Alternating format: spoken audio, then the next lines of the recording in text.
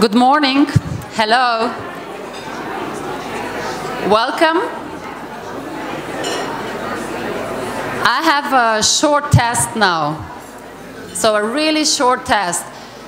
Whom still remembers the mirror ball, the disco times? Is there somebody? I see that we have many young people among us. They don't remember disco times. But anyway, what was the best thing to do when there was a disco and you became dizzy? What was the best thing really to do at the disco moments? I hear many things, but I don't hear the answer. So what was the best thing to do when there was almost a morning like this and there was still disco ball going on? The best thing was probably to turn up the lights like this, hopefully not, and go home. And what is the best thing to do when there is a growth, predicted growth of 4.4%? It's really good to turn up the lights and do some reforms. And that's why AmCham committees are really thinking that really important topics should be addressed at a time when there is growth. And that's why you choose where do you want to sit. For us, talents and future of work are definitely something that will have to be addressed, because if we want to really be a green reference country, we'll need some people to work in this country, because robots will take some part of it, but not all. That's why we think that the labor reform is needed. Tax reform and the development cap is something that we are advocating for a long time, but without this, it will be really hard to attract talents. And we have invited today around 20 of young professionals of A generation. And if you think that there is such thing as a free breakfast, you're wrong, guys. So I need you to stand up, the A generation. Can I see you, please? Can you stand up? Okay. So why I want you to stand up? Please stand up, because I want one point to be made. 20 young professionals daily leave Slovenia, because as you know, 8,000 yearly leave Slovenia. So would you miss these people if they go? I definitely would. If they go and come back with their ideas, that's great. But if there will not be any opportunities, that is not the right thing to do. So please stay, sit down and enjoy. The second thing is well-being.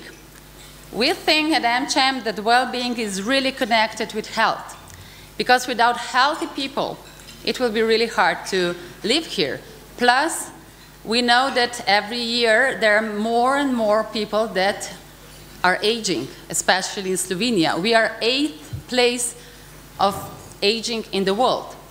So health reform is something that we are really monitoring, and we would like to be a part for the change as well. We would like to really sit together with all the stakeholders, because we believe that business have really important stake in that, also to help, not only to criticize. And then the reference country. This is something that I'm really proud that the snowball, the center of optimism, as we call them, and they're among us as well, is something that should be introduced, that Slovenia has a great opportunity, that there are many opportunities, so that's why we want to be optimistic. Before I invite our excellent host today, Jaka Repanšek, to really take over the stage and start the show, I would like to thank KPMG for being partner of today's business breakfast, but also I would like to thank to our president, Nevenka, who is really not only supporting us, but is really important for what we are doing. So thank you, Nevenka. And with that, Jaka, Tara, the stage is yours. Thank you.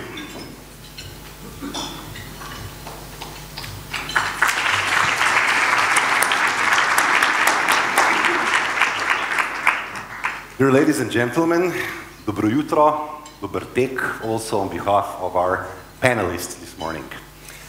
Before I invite my distinguished guests, let me say a few words about the very positive topic of our breakfast today. We will talk about Slovenia as a welfare state, how to empower our companies to be more successful, and what we need to change in our environment for it to be more stimulative and competitive. As Aisha said, we are living in rather positive times. Just yesterday, IMF raised the expected GDP growth to 4%, which is almost double the average of the European Union. We're seeing lowest unemployment rates in a long time. Both economic and consumer climates are optimistic. Domestic spending and investments are on a rise, and we could list many more good things that are happening to us right now.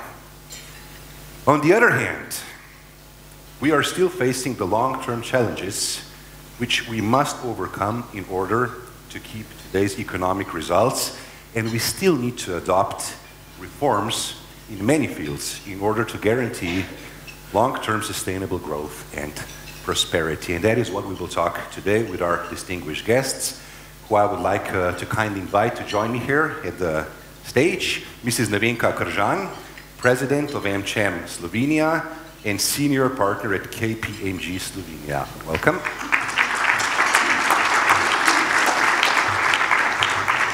Mrs. Eva Strauss-Podlogar, State Secretary at the Ministry of Economic Development and Technology.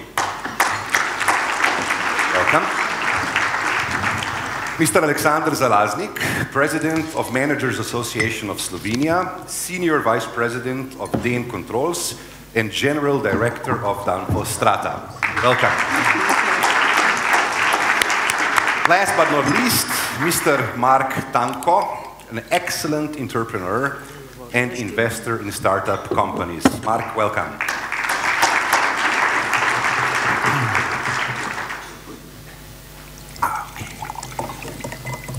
Now, before we start with our broader discussion, I have 3 questions for each one of you. The organizers asked me to put them at the beginning, to ask them, and I will just shoot directly and start with you, Mrs. Kržan. So, can each of you please list 3 concrete things, very shortly, very briefly, which we need to change or reform immediately in order to make Slovenia an economic success story? Right now, 3 things from your head. Mrs. Kržan. And very briefly. Okay. From my head, very briefly, definitely the employment legislation first. Second, digitalization of all bureaucratic procedures, and speed up the process of spatial building permits and all other permits that are needed for investors. Thank you very much. Mrs. Strauss-Podlogar, I'm sure you have a few reforms in your wardrobe right now at the ministry. Yes, thank you. That was really very briefly. I don't know if I can do it so quick. So the first reform, it would be definitely that we would like to, that our planning, Act of Investment Incentives, which is one really in the procedure, that it would go through the procedures quickly and smoothly. And second thing is, you mentioned problems to get the permits to build. It was mentioned before that we need some differences and reforms regarding labor legislation. So from the ministry point of view, we should immediately even more and more active cooperate ministries between each other. Nevertheless, we do so, but obviously we should do quicker and stronger and more efficient. And the third thing, we should promote even more that Slovenia is a green, creative, smart destination for foreign direct investments, to invite investors from all over the world and let them know that we are open for sustainable, high technological, and definitely investment that they bring the high value added. Thank you. Thank you very much. I see you always have this I Feel Slovenia scarf, which is great. So I would just, this is beautiful. Actually, it's very good. I think all of you should actually wear them in the ministries. Thank you. I do kind of co-branding. The gentlemen could have like ties with I Feel Slovenia on. But I mentioned that because I think you should probably also add strengthen our national identity. Slovenia, Slovakia, Slavonia, Yugoslavia, whatever, I Feel Slovenia have this identity. You should really put a lot of effort into that also. Mr. Zalaznik, please. First of all, I didn't know, do I represent Danfoss here, so I put a red tie on, or Združenje manager, and when I should have a blue one, you know. Okay, but seriously to the question. So my 3 points would be that first we have to change, or first we have to look in ourselves and maybe change something in our heads, because our heads at the end of the day were the biggest limitation.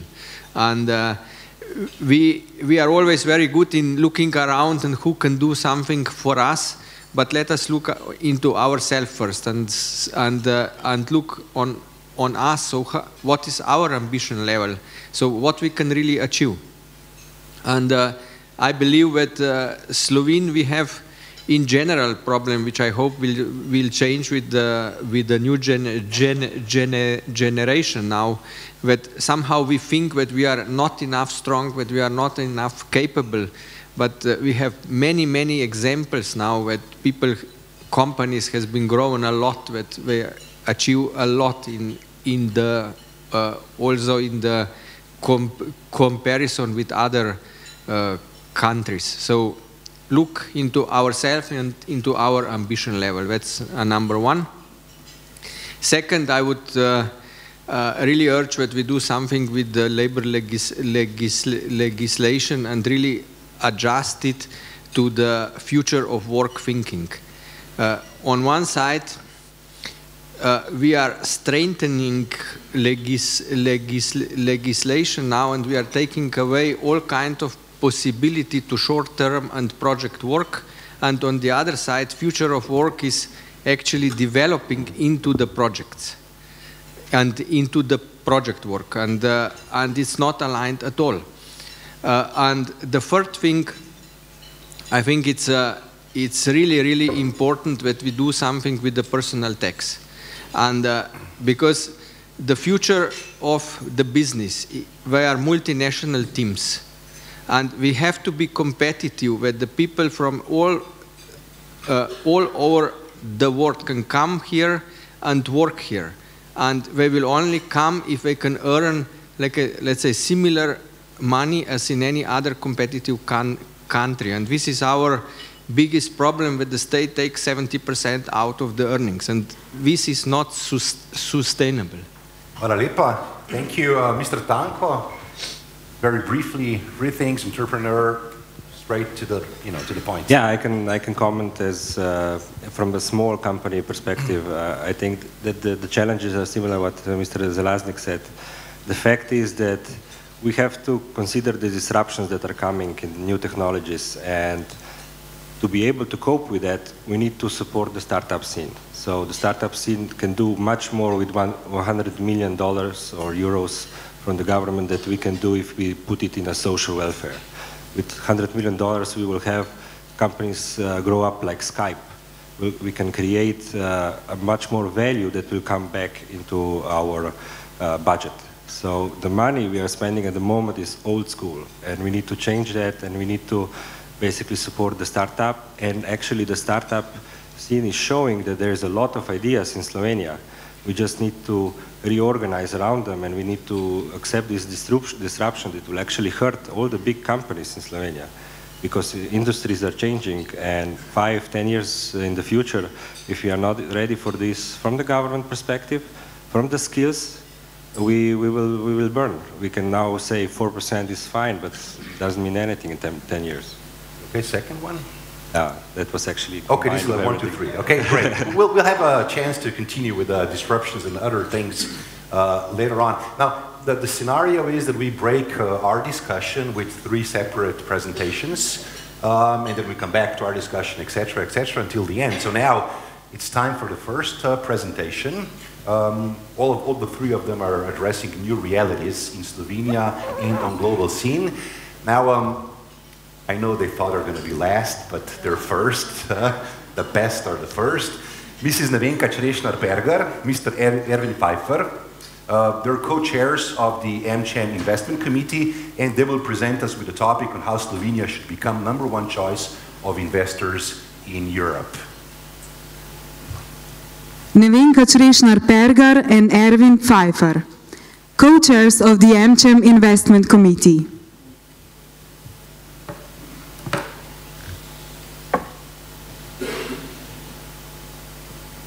Come on.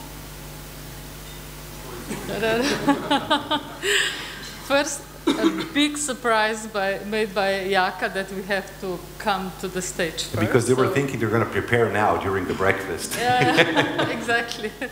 So, good morning, everybody. As said, we are the co-chairs of the AmCham Investment Committee established last year. And probably, if you are like me, then you think of investors as people, you know, sitting in those fancy schmancy modern Wall Street building, high scrapers, managing portfolios worth of billions all around the world. But actually, however, the reality is quite the opposite. Also, investors are so close to us as normal consumers. They expect good service, they expect good price. Come on, help me. They expect price performance, and if they have a very good experience, they come back to the shop or to the country, and also they spread the word about the quality of the service, about the quality of the investment, and bring others. This is one, let's say, truth we have to be aware of. Investors are just normal people. The second truth, we should not distinguish between foreign and domestic investors. And this is why we decided in the committee to change this foreign direct investments to foreign and domestic. They both require, they both need the same service, the same opportunities, and actually we need both domestic and foreign. We have many Slovenian investors investing across the border because the service there is better, processes are maybe shorter, faster. But Slovenia needs, despite very, very high growth lately, we still need quality investors, quality investments for our future prosperity and growth. What kind of investments? Investments that bring long-term, high value-added employments, that attract and keep talents in Slovenia, that bring very good, very much needed corporate governance, that bring new technologies and innovations. All these are the reasons, and probably we don't really attract yet the best investors. We said at the AmCham committee that we would like to be the first choice for the investors investing in Europe. Are we there yet? Probably not. Could we be there? Yes, I believe we could be there. But we need a lot of conditions to be fulfilled. And that was the reason that we established last year the investment committee at the AmCham. There are around 40 representatives of corporates, consulting companies, law firms that work in the investment committee. The investment committee is trying, and we are doing, I hope, quite a good job, to identify the obstacles for the investors. We organized, I believe many of you were there, in April Business Bridge, where we discussed together, not just us, not only AmCham members, together with the representatives of the Slovenian government, together with people from the ministries that are actually regulating a lot of things, and not only regulating, also implementing. Together with them, we were trying to define the obstacles and also defining the solutions. So we put in front of us the mirror. We wanted to see where we are. I think we were talking a lot. We also prepared a very good, I would say, collaborative paper. I believe it was shared with you yesterday. Please look at it, comment it, improve it if that's possible. You might say that we are talking a lot. Maybe, but talking is important. Why? On one side, to raise the awareness of the obstacles we are facing, and on the other side, to raise the awareness of attracting the investors. You know that Slovenia is not so very open towards the investors. The situation is changing. Alexander, you would probably agree with me.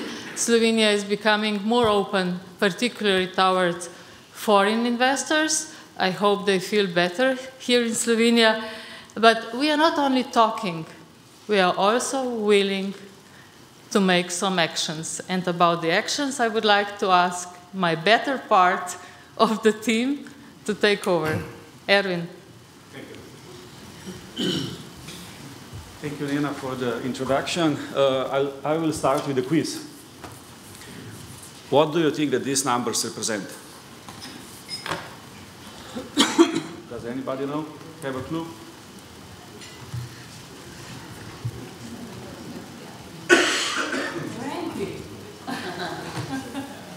It is an important ranking. It's index. We are always comparing ourselves with the index. It's competitiveness index for the last 3 years. So we did well. We did really, really well. And if you see how the index is, what it consists of, what are the sub-indexes, you can see also that all the sub-indexes have improved, almost all. But there are two which we can really be proud of. It's innovation and business sophistication. So basically what the managers are doing, what the companies are doing, what the business is doing out there. What we will have to be proud, hopefully very soon, is that we will also increase the efficiency of our institutions, the administration, how the investors which are coming to Slovenia or which are already in Slovenia, as Nena said, also domestic investments, will be served with the administration which is really effective and efficient. And second thing is we have to do something about the labor market efficiency. These are two things that they didn't move so much in the past 3 years. And they are very important for the investments, very important. Look, if we are looking for the innovation and for the business sophistication, last year they were in red. They were Slovenia's weakest pillars as regards the business environment. Look where we are today. So it is possible to do it. The question is, are we willing to do it? And if you can see also the 3 countries which are written there, these are the only 3 countries in EU and in the neighborhood who did the same big step as Slovenia. Only 4 of us among 137 countries did such a big step in scoring up our position. And this is what Nena was talking about, the business bridge in April this year. All the red dots was a criticism, but it was a positive critic because all the blue dots are suggestions. Over 100 suggestions, hands-on actions are proposed. They are in the collaboration paper in front of you, saying what we can do on a certain area. And as you can see, Lots of them are around institutions. Lots of them are around labor market. So we have something to offer to all stakeholders. Stakeholders is not only the business, and it's not only the government, it's also academia, it's each of you as a citizen, it's also the NGOs and so on. So basically, if we will collaborate together, not only cooperate, so it means, okay, I have written something down, here is your homework, do it and come back and I will grade you. No, we have to sit together, as we are doing it on the AmCham Investment Committee, and we have to do the trick together if we would like to go forward, because we have five areas where we can really do a lot. First of all, efficiency of the institutions. Secondly, the story about the business sophistication is not at the end. We have to improve this even more. Thirdly, the efficiency of the labor market. We have to speed up the dynamics of the labor market, of course. Innovation and competences. Competences which are required for attract the talents and also to keep the talents in Slovenia. So if we go a little bit further, we are tackling the right things, because if you see what is the methodology, how the index is graded, we are with our 5 areas, shaded areas, where we are definitely looking forward to have some action. We are in 3 pillars. What is important is that Slovenia today is at in the best group with the highest, the best development stage, and we cannot proceed any further. That's why it's questionable, why are we still waiting with institutions? It's fix the basics. We have to do it.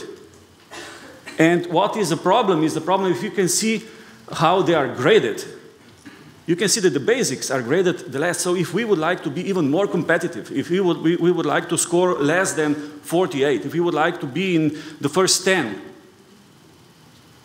institutions will not bring us so much to our score. Once more, we are not fighting for the indexes and for the scores, but this is just a mirror how our business environment around us is. So basically what we should do, we should fix the basics. Of course, we should speed up the administration, but we should focus on these second 2 pillars. We are great in education, but why should we stop here? We should improve the dynamics of the market as regards the labor. We should cap, as Aisha said already, the development cap. We should cap the taxes, because this is not cost for the government. This is short-seeing vision. It's investment. If we will cap the taxes, we will invest into the future in order to have more revenues from which we will get the taxes, of course. And we should keep going with the innovations and with the business sophistication. Because we would like to be on many of such lists. This is this year's list for the Human Capital Index. We are on. We should be proud. Look the countries around. It's great countries. So we have some suggestions in our collaboration paper. First of all, we should be aware that we are capable to find the problems by ourselves. We have found it. We know. We have the know-how how to do it. We have set the targets so that we have a focus to do it. And we have the infrastructure. Basically, it's us, together with our environments. It's not necessary for us to be first, but it's good to be among the first followers. Otherwise, the competitiveness of Slovenia will be somewhere behind. And yeah, okay, it's nice saying being bold. Yeah, we have to have balls to do it at the end of the day.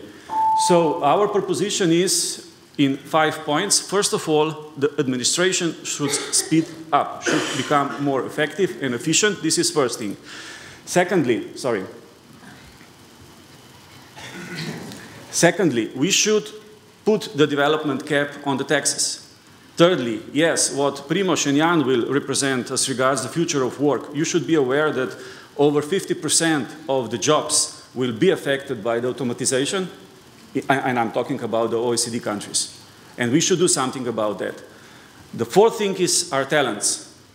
Slovenia should become the business environment, the environment for development should become sexy for young talents to stay in Slovenia and to attract foreign talents as well. And then the Slovenia reference country will not be goal. anymore. It will be a result of all these things. Thank you. Thank you very much.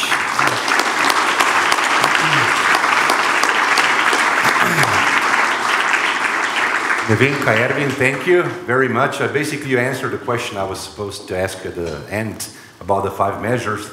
So thank you very much for that. We will actually attach our discussion to the presentation that we just saw here. And Nevenka, if I may ask you the first question, very concrete. You come from a sector which is very much connected to investments. You've been working in major transactions in the past decade or more in Slovenia. Just for our curiosity in this hall, which sectors or fields of economy, of industry, of business are now in the focus of investors, in your opinion? What are going to be the focus? I must say that I can't really say about which sector or industry. I think it very much depends on the type of the investors. So in the last decade, we were facing with, or we had investors, they want to buy some distressed assets, they want to restruct and sell. And other investors, they were looking mostly from the area of private equity funds for the assets they want to add to the existing companies they've had, restruct, merger, work further on with them. We had investors from so-called, I don't like the name strategic investors, because, but I would say the investors from the same industry, they want to add vertically or horizontally some of the companies. They were looking for high EBITDA. They were looking for skills, talents, what I think mostly what we heard from presentation from our leaders from the investment committee. I think it's sometimes we were facing that some investments are too small for specific investors, so that they are looking for bigger, I would say, tickets. And I think that was quite an issue in the past in Slovenia. The second issue was, I'm not a pessimistic person, but sometimes I have to stress some negative points, that we had too long procedures. So the decision-making process was not satisfactory, because if you imagine that the investor has a cash on his account, he must invest as soon as possible. And if he won't decide, he will go somewhere else. Okay, just one point. I think it's very important that just lastly, in the past 2 years, we are facing with the investments in our innovative and technological startups companies. And I think that's very important, that the investors are recognized Slovenia as a technological and innovative country. Thank you very much. Mark, you're an investor. Just really 2 sentences. Would you add something to what Nevenka said? Yeah, I would. New technology, startups, exactly. Blockchains, whatever. I would definitely add the industry they are looking for. I met a lot of foreign investors in the late few years, and they are looking for a small company that can go big, not for a big company to go 10%. And that's our problem. We were always selling our jewels of the family, and that's not what they're looking for. They don't need 10,000 employees to manage. They need a good idea, patents, skilled people that they can scale through their networks, and they can actually in 5 years exit with a really good amount of money. Excellent. We could talk about what you said, patents, intellectual property, in another breakfast for the whole hour and a half. Mrs. Strauss-Podlogar, you come from a obviously governmental side.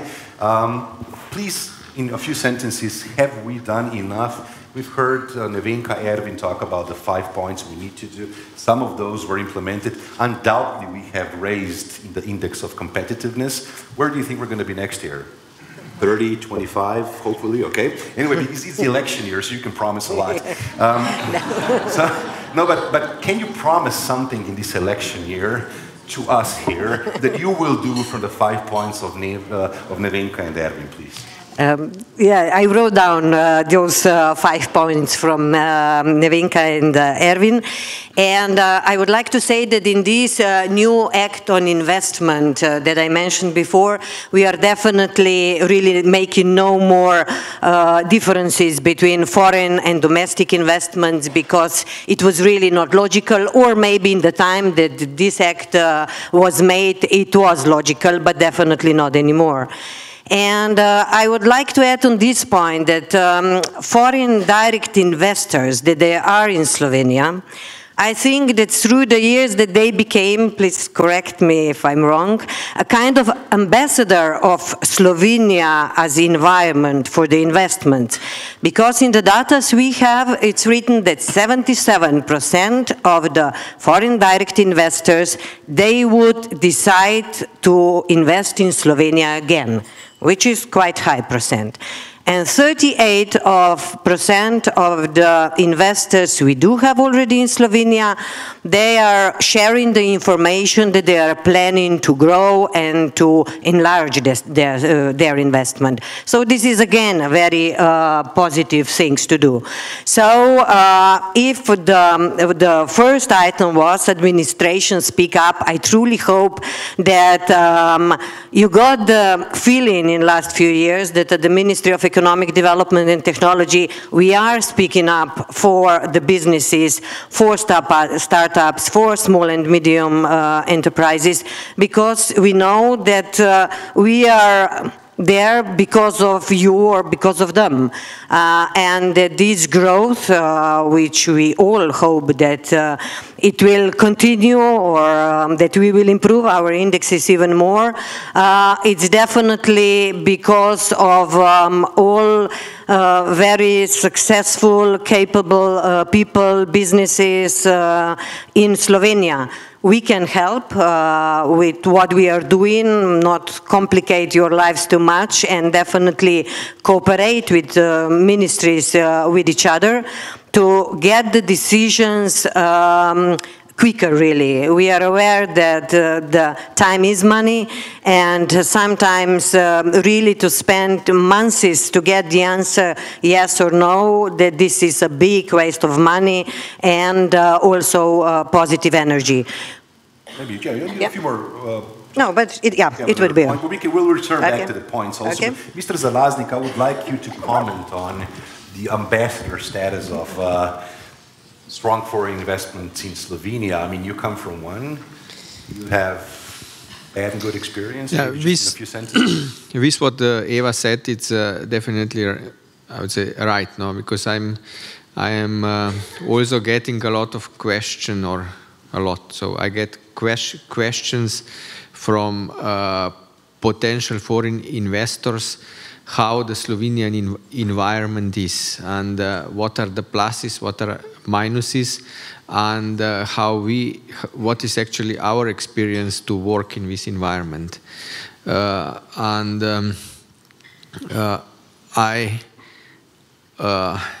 often, or almost always, I said that environment is probably not worse as anything as anywhere else, you know, because at the end of the day, so we have countries around us who has, let's say, legislation which at the end of the day is very similar as ours, including, I would say, a labor legislation.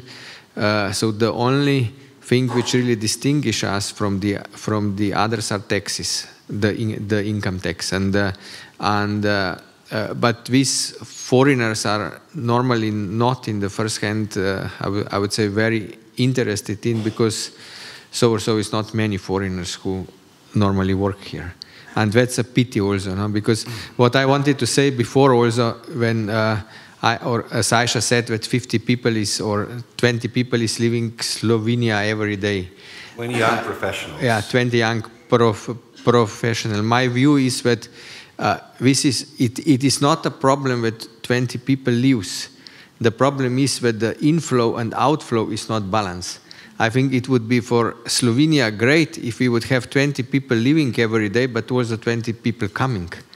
And, and for this, we need to make environment, which will be the right one. Thank you very much. We'll come back also to that topic. Now, we're on a tight schedule, so I'm sorry I have to be interrupting you a little bit more than usually. The second presentation, which will follow now about new realities, will actually address new realities. The 20 people, the 20 young professionals leaving Slovenia on buses or trains or planes every day. Mr. Jan Dobrilovic and Primož Ramoš from the Snežna Kepa Snowball Project will now talk about talents and how the work will look like in the future from a perspective of a young generation. Jan, Primož, please. We try to keep it to 5 minutes, guys. Thank you.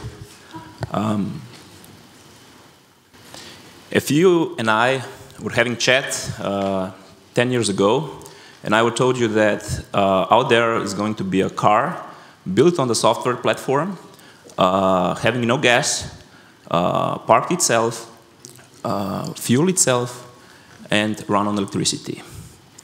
Would you believe me? Ladies and gentlemen, how does it feel to be in the center of optimism? After the last year initiative of Snowball, where we are focusing on green reference country in the digital Europe, this year we faced even bigger topic, future of the work. With Primož and I would like you, just for a quick overview, would like to present you the future disruptors that they are here, that they are affecting not just on the labor market, but also wider. After that, we will show you the numbers that we made them in cooperation with Faculty of Economics in Ljubljana, how it affects this on the Slovenian economic landscape. We will focus then on the future competencies, and we will present you one suggestion or one example of education of the future. Primož, please. Thank you. Good morning. So when talking about the new technologies, we should first admit ourselves that they are there, more or less. Some in early stages, some not. They will be developed and implemented in our daily lives in a much faster pace than ever in history. And when we want to connect these technologies to the future of work, we should think how these new technologies will change our habits and our way of working in the new environment. New technologies usually bring efficiencies. They make things much faster and cheaper, and we could say that they reduced all the waste that was there in the beginning. When we talk about, for example, about nanotechnology, these technologies are the technologies that we found out that will disrupt the future the most. And nanotechnology, of course, will focus mainly on health, textile industry, also war. 3D printing technology, we all heard about 3D houses being built. And now imagine that construction workers will be replaced by printers. Robotics, we all know that things that can be automated are most likely to be automated by robots, but here you can see a robot chef.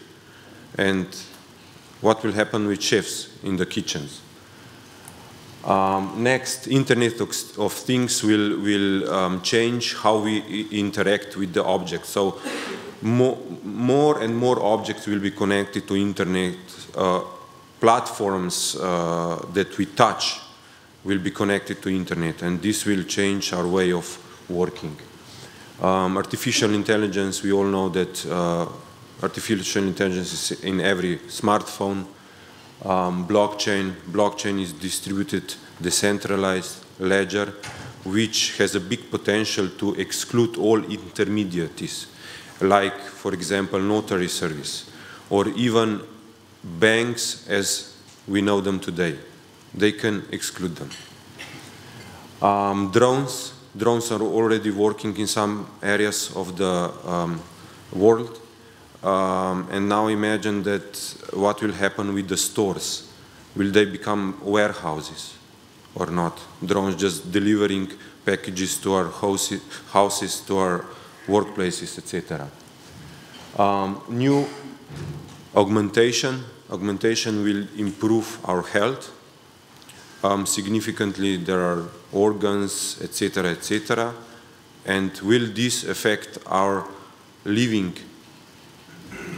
age? So will we be getting older and older? How this will affect our economy? New ways on transportation. There are trains, Hyperloop, that could travel 1,200 kilometers per hour. And now imagine what will this do to our flexibility. Now we are quite localized, and now you could travel 1 hour away and you could be in, I don't know, Hamburg, Hanover, in 1 hour. Electric cars, autonomous vehicles, car sharing, how this will affect all the taxi drivers. Car sharing, meaning that people won't own the cars anymore. How will this affect our daily lives? The things will get much cheaper as they are now. And also, everything is going towards self-sufficiency. Self-sufficiency means that energy should be for free. I mean, meaning that we should invest in getting the energy from the environment.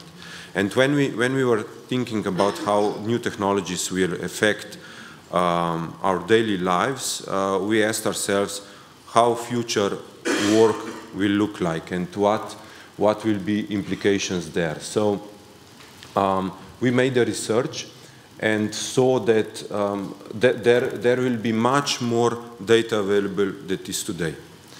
And ability to analyze the data and to extract something meaningful will be crucial. There will be also much more flexibility due to new ways of transportation.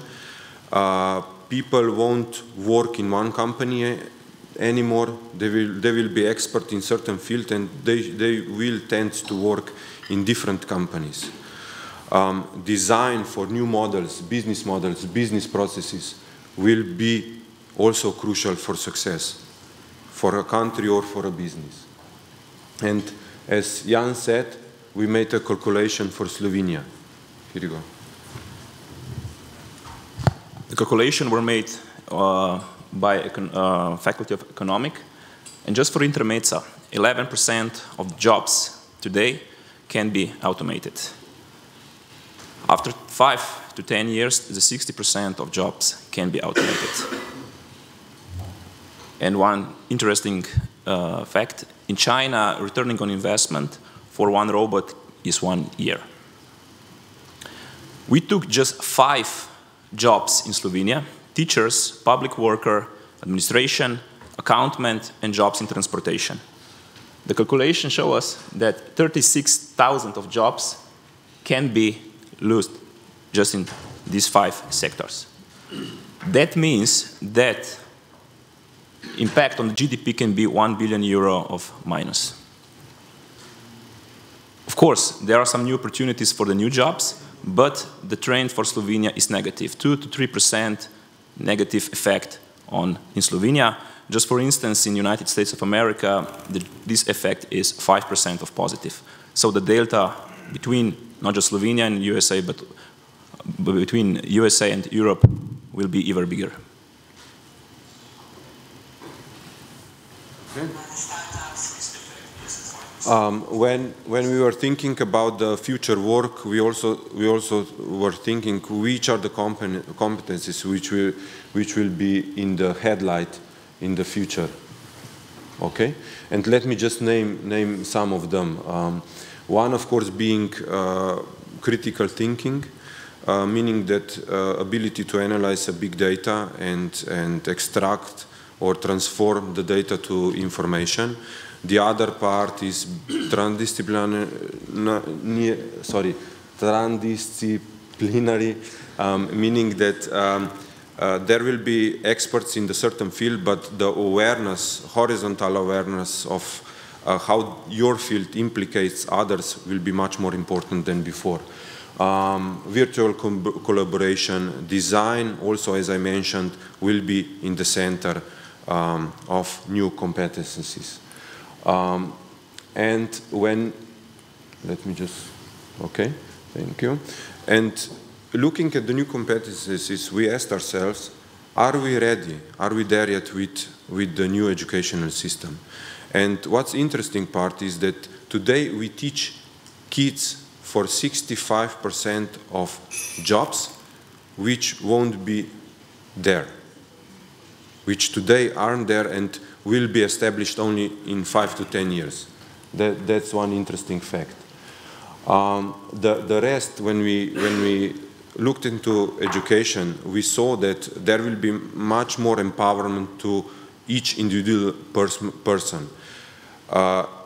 Emphasis will be, of course, on competencies. Jobs will define which competencies are needed there. And in order to do that, we will need also much more flexible educational systems and institutions as we have them today. So, when we were thinking about if the competency is in the center of everything and if there is a way to get there, we imagined a portal how to get to the certain competencies to work a certain job. And the story of Maria will tell you that. Guys, we have to be very short. Yes. Can you just press play here? I cannot. Can you press play on the computer? It's a movie. Thank you. Maria. In 2017, Maria used to work in administration. But due to fast changes in the market and advancement of technology, her company has gone fully digital. Her position was replaced by advanced systems. Maria's story is not a lone one. There has been others that were affected by these changes. Many work activities people used to be responsible for are now digitalized and covered by technology. It's a good thing our government and business were able to predict this happening and step together to think of the solution. While they were discussing different aspects, there was one thing they recognized as crucial to focus on: education. With new working activities, the need for new competences and skills was as strong as ever, and education wasn't following the content and the pace of these new demands. They decided they want to expand the formal education system with the new educational approach, an approach that would be more agile and connected to the needs of the market, more personalized and learner-centered, more open and focused on problem solving. They built a platform where this new educational approach had the opportunity to grow. Today, in 2025, Maria is a purchase prediction analyst. She's using the power of predictive analytics to understand the needs of individual consumers. In this way, she helps marketing to personalize their approach to each consumer. How did she get here? In 2017, Maria heard about the changes coming. Everyone was talking about it. Maria joined the platform that was built for the reason to support these changes. With the help of the platform, she learned what competences she already has, what is the outlook for her current occupation, what are some other fields connected to her current competences, and what skills and knowledge she needs to develop to gain these competences. Since she always loved working with data and already took some behavioral economics and psychology workshops in the past, the purchase prediction analysis fitted right in. Of course, she needed to develop new knowledge and skills. The platform proposed her an individualized program made of different learning activities offered by different providers. She took an online module in marketing psychology and social psychology. She joined a project group in crafting user experience and a 2-month intensive workshop in data analysis. She also finished an international certificate. Step by step, she was building her competences for her new role. Although already facing new challenges, she is still using the platform. She knows the market moves fast and that she needs to learn constantly. The platform has helped many to find new opportunities and reskill for the new challenges. It has also created a culture of constant learning and development and made us ready for the future. Thank you, guys. Okay. Just, Jaka, please. Thank you very much. Jaka, can we just, a little bit, just briefly? I'm sorry, guys, okay. no. Thank you very much. I'm very, very short schedule. Guys, we have 5 minutes to comment on this. Mark, I think I'm going to start with you because you will probably attach to these messages the best. Just shoot. I won't even ask you. I know what you want to say. Yeah, so definitely they touched the right topic. This is something that we need to prepare for. There will be, like the guy from AT Kearney said yesterday, there will be some bad things happening before things go good. But like in the message there, we need to be ready for that change, and we need to change the skills of the people we have, and we need to challenge ourselves not to think the old way of working 25 years in the same company. And we need to actually figure out what the 3D printing will bring, what the artificial intelligence will bring. Each time I go to Silicon Valley, they think about something else. And we are still thinking about the same things like 5 years ago. So we need to become more dynamic, and more people will have to step up. I think the new generation has this kind of mindset. We just need to allow them to actually work on this and not think the old-fashioned way. And then I think we have enough brain power to do it. So we just need to create the environment for that. I'm pretty sure we do, but we'll have to act very fast. Mrs. Strasbourg-Logan, I mean, 60% of the things we're teaching our kids in schools are outdated or will be soon. I mean, you know, all the nice things you're doing in the government, I know you're addressing these issues also, but how fast, efficient enough? Very, very, very briefly, please. Yes, but on the other hand, I think it's very important to teach kids to not be afraid to go outside the box, to keep their open-minded, to have self-confidence, to be prepared to do something new. And this is the essential for the people and especially the young person's characters. And what the future will bring, we will be part of it anyway, so I'm sure that young Slovenians can challenge this. You will be working on those issues very strongly, right? Yes, of course. I mean, we are working as a society, as government, as parents, as the schools. Everybody should work on this. All right. What do you think, Nevenka? I mean, a lot of things we've been hearing those things now for quite some time, but a very brief, very direct message. Guys, congratulations. This was really, you know, condensed in 10 minutes. Wow. I mean, in a few sentences from your perspective, investments and, you know, financial sector development, competitiveness. Very briefly. I think, thank you guys, it was really a great presentation, first of all. I like the idea that was said before, that we have to have an open mind. I think that we have to think, as Eva said, out of the box, and all of us, we have to share this among our colleagues and children and people we know. I think in the financial sector, we should do more. It was mentioned the competitiveness report. The financial sector is graded one of the worst in this competitiveness report. So I would strongly urge that we should do more on the new technologies, blockchain, Bitcoin, everything that is really crucial to be known all around us. Thank you very much. You know we need legislation for that, and I'm just afraid the legislation is leaping centuries behind what the guys were talking about. Alexander, Mr. Zalaznik, your company, you're already probably facing those challenges, quick, you know, development, modification of your business process. But let me ask you in a position of the President of Managers Association of Slovenia. I mean, we heard that we have competencies. Young people think a little bit differently than generations before them. Don't you think that it's very important that we have this sort of a generational also, on one side cooperation, on the other side transformation in many sectors, also in the field of management? I'm not saying old out, young in. I'm just trying to say to make them work and communicate better, understand each other better. If you don't mind, I will not answer your question because I would really like to tell something else. If it is interesting. Yes.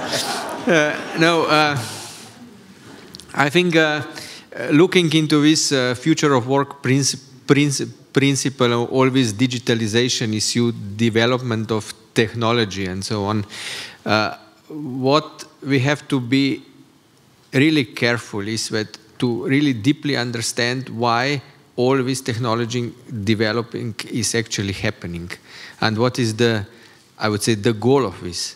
The goal of this is to, at the end of the day, to increase the business. So that means on one side, we all want to increase the sales, and on the other side, we want to reduce the cost. So our profitability has to go up. And I think we have to use the technology on the way that will either increase turnover or decrease cost. And if we are just applying technology because it's fancy, it's sexy, it's interesting, when we are on the wrong way.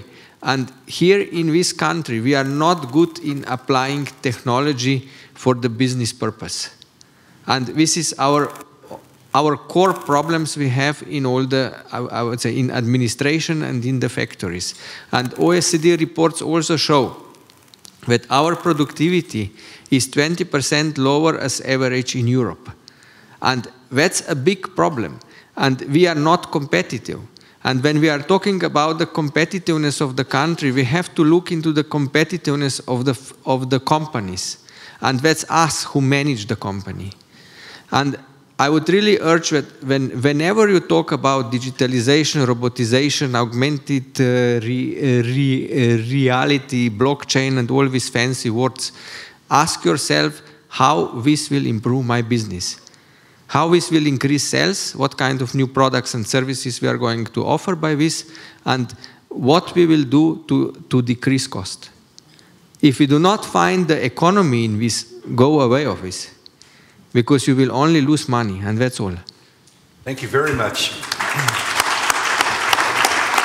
I think this is a great intro for our next presentation. You mentioned blockchains, new technologies. Mrs. Meta Vrhnjak from organization Confound It will now briefly in 5 minutes present actually the challenges from the new technologies and where we should go, please. The stress is on 5 minutes, right? 5 minutes is big. Yeah, I'm talking about blockchain and I have a note, so think twice whether you will trust me about what I have to say. So, as said, do you hear me? Yeah? Okay. I'm Mita Vrhnjak from Confound It, and the part of this event today is about disruption. The place that I come from, Confound It, disrupts a venture capitalist's business model, which simply means that we are enabling startups around the globe to raise their capital. And the other way around, we help investors to get in touch with these promising startups and be a part of their financing.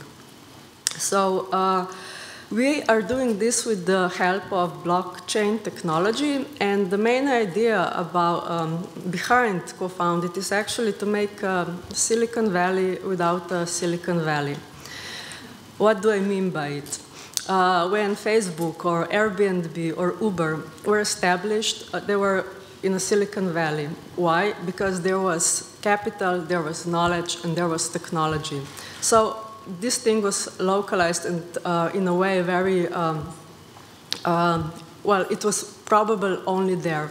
But the blockchain technology gives us an opportunity to decentralize investment and decentralize startups around the globe. And this is made by something that is quite a buzzword these days, ICO, initial coin offering. This simply means that you get the funds in a crypto way, usually, and after the assets are collected, they get tokenized, so you get some value in exchange in tokens.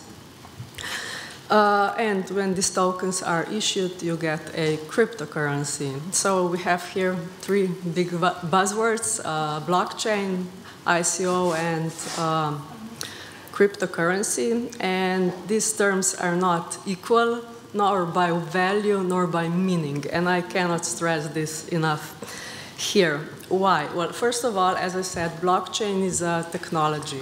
The other two are economy or even financial instruments. And what economy tends to do with technology sometimes is to corrupt the true meaning of technology in the first place. The nicest example I can give you is the internet at the end of the 90s, where the dot-com bubble arose and then popped eventually, but this was not what internet actually was. It was an abuse of the technology and of the hype that it created. So to truly understand the beauty of blockchain technology, one must go to the birthplace of blockchain and the meaning why it was created. It was 2008, the 9/11 of economy, and it was the 15th of September that Lehman Brothers collapsed. About a month and a half later, Bitcoin white paper was published saying, to make a long story short, that Bitcoin is a digital money that can be transacted from one peer to another without a financial institution. Now, since the financial institutions were the ones who created the crisis, this was a rather nice solution to the problem.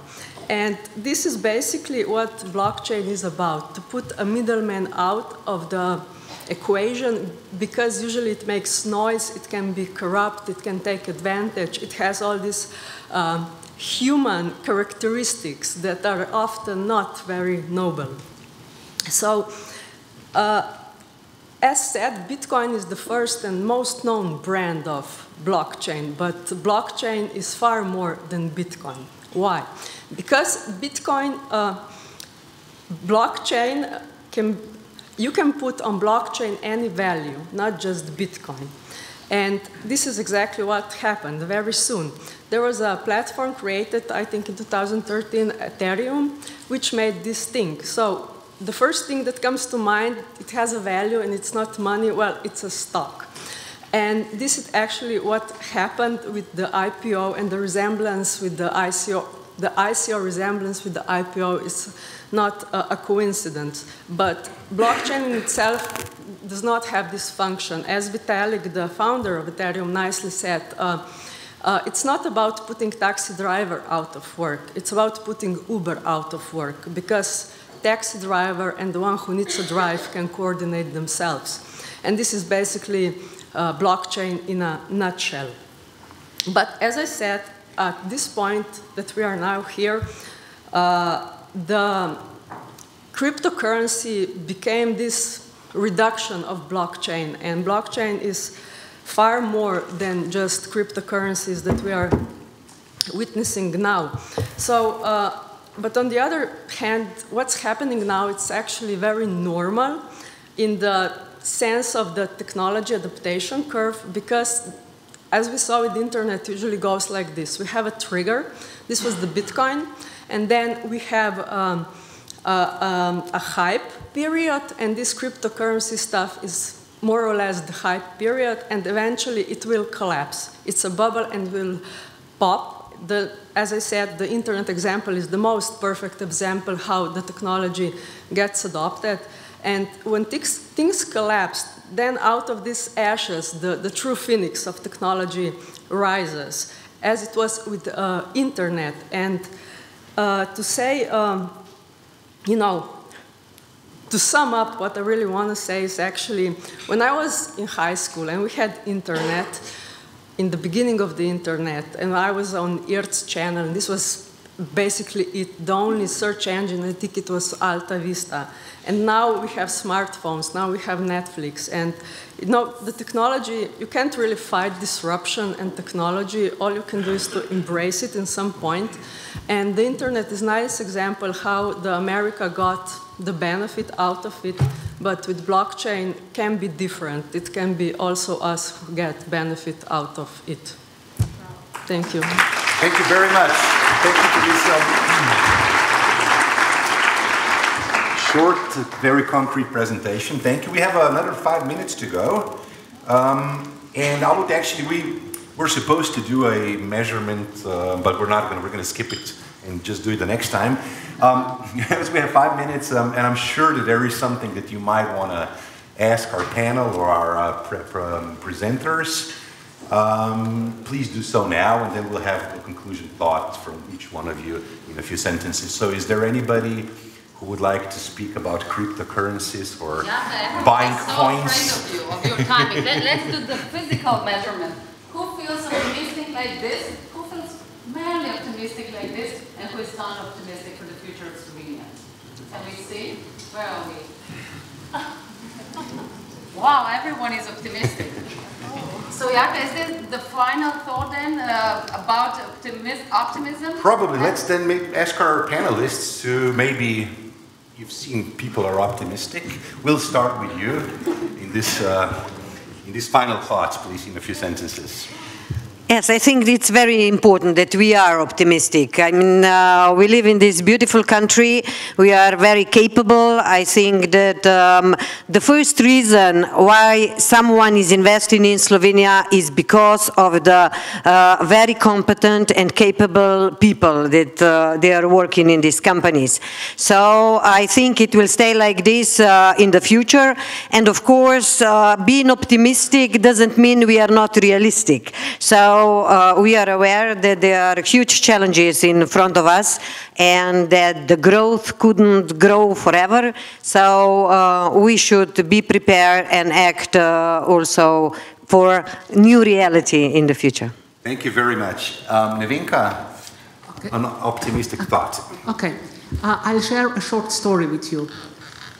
In 2012, I was attending a conference, and the prominent macroeconomical economist from Eastern Europe was predicting the GDP growth for Eastern European and Central European countries. And for Slovenia, he said, Slovenia will never ever reach the 3% GDP growth. And look, we did it. The forecast is 4%. And at that time, I said, I will contact you when we will reach this 4%, and I'll do it now. It's great, but we need to keep those 4%, Alexander. We need to keep them for a long time, as long as possible. An optimistic thought for the end, please. Yeah, I think Slovenia is definitely a great country, and we have to take care of it. And I am pretty sure that with the energy we have now in the country and with all young people who really want to do something more, we have a great future. And let us apply technology right, and let us maybe look into our political environment on the way that the prosperous part of the country get, I would say, more to say as I would say maybe the people who are not contributed so much to development of the country. So let us focus, I would wish that our politicians focus on the people who create the money and not to the people who spend the money. Thank you very much. Mark, last but not least, as a young, successful entrepreneur, what are you optimistic about? I'm actually enthusiastic. Okay. The thing is that the obstacles of being small and not having access to large capital is becoming an advantage of Slovenia. Because of the disruptions that are coming, we as a small company can actually be very flexible in switching what we do. And blockchain is actually a perfect example. The lady didn't mention, Slovenia is top 5 countries in the world in this technology. And I'm in the startup scene that I'm walking around. It's amazing what we are doing. And there's so much capital coming through this into these ideas that are being developed that we don't need access to these traditional financial markets. So it could be our savior of that problem that we have over there on the scale. So we have the flexibility, and now with new technologies we have access, so we can be enthusiastic. Thank you very much, Mark, and thank you, all of you, all four of you. And last but not least, I would like to say a big thank you to Jaka. Again, a great job. Thank you, Jaka. Please don't forget these important topics. This will be our focus for this year. Also, you will get to-dos from the Snowball on your email, and of course also our investment paper, because we would really like you to share your ideas, your views. This is something that we all need to learn, collaborate, and I think we are doing a great job. Now, it would be great, and it's tempting to again go with a mirror board, but instead of that, I'll say go back to work, and thank you for being here.